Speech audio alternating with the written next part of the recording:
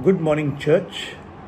This morning I thought we'll look at this aspect that Colossians 2:11 and 12 talks to us about, and that is the circumcision with which Christ has circumcised us. In the Old Testament, we are all familiar with the rite of circumcision which God instituted and gave to Abraham as a covenant between him and his people. So anyone who was going to be an Old Testament Jew in that day had to enter into that covenant through the rite of circumcision.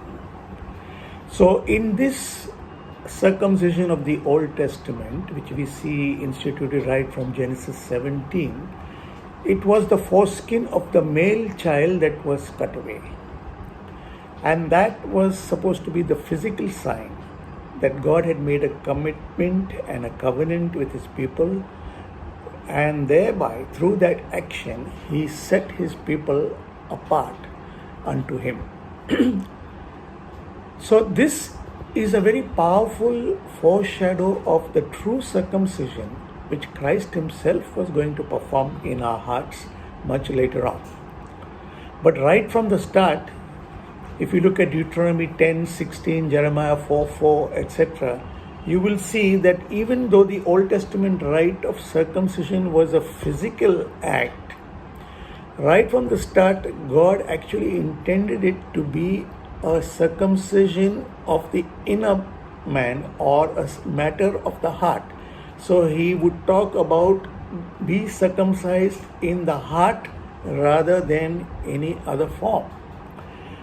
So, in the New Testament, in Colossians 2:11, which is our text this morning, we are seeing that Paul is writing saying that we are circumcised with a circumcision not made with hands, as they did in the Old Testament.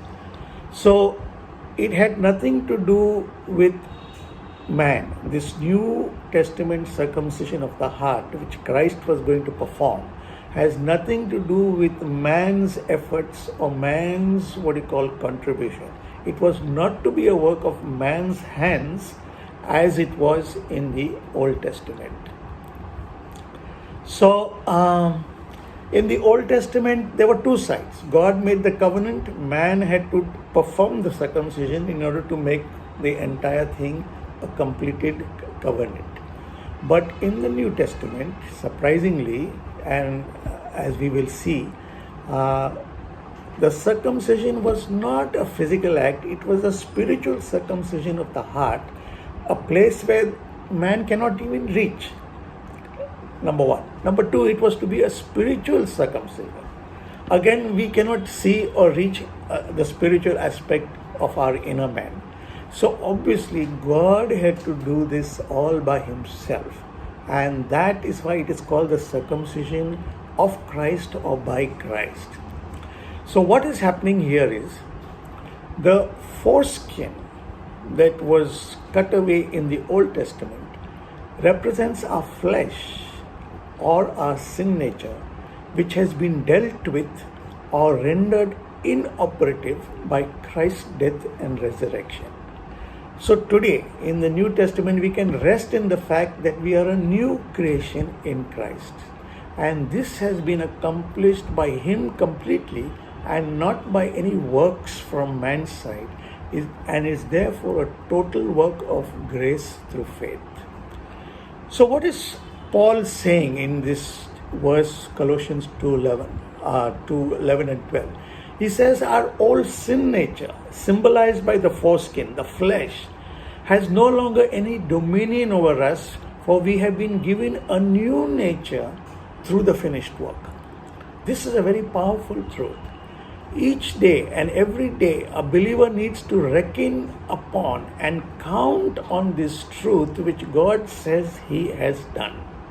And that is just this, that our hearts have been circumcised through the finished work of the cross, which actually means in practice that the power that sin exerted over a Christian's life that came from within through the sin nature has now been laid aside through the finished work of the cross, and we Christians are free to live in the new nature rather than the old.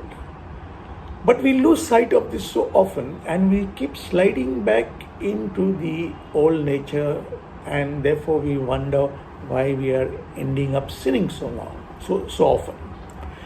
That happens when we do not stand on the truth of God. No matter what projections are coming into your mind, what temptations are coming into your mind, you have to believe by faith God's word over those things that are coming.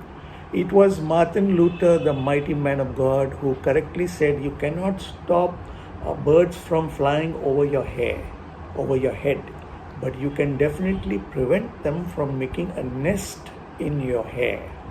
Which means that you cannot stop the projections of the flesh, the temptations of the flesh, all the ugliness of the flesh from coming and bombarding your mind that the enemy throws at us day and night. You can't stop them, but you can prevent them from resting there by countering them with God's truth of circumcision through Christ. And that is simply this: we need to put off the old nature which Christ has already put off through the finished work of the cross, and rest in the new and walk in the new nature, so that we might experience the newness of life which God has created for us through that self-same cross.